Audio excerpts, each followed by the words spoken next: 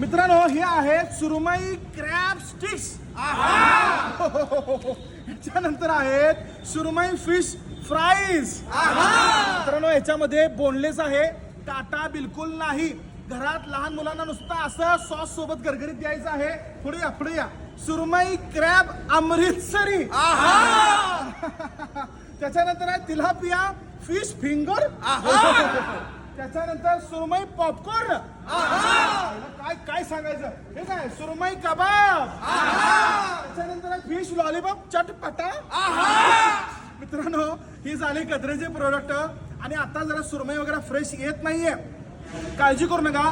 Branded पण frozen सांगून विकणार जे काय असेल ते. मित्रांनो, हे सुरमई बघू शकताय, अप्रतिम क्वालिटी सुरमई आहे, एक नंबर फ्रेश फ्रोझन मध्ये आहे. ही सुद्धा आपल्याकडे अवेलेबल आहे, छोट्या साईज मध्ये आहे. फ्रॉन्स सुद्धा अवेलेबल आहेत. त्याच्यासोबत बरेचसेच मसाले आपल्याकडे अवेलेबल आहेत.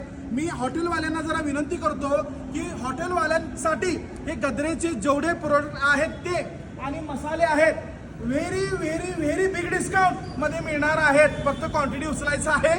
येऊन भेटा उद्या.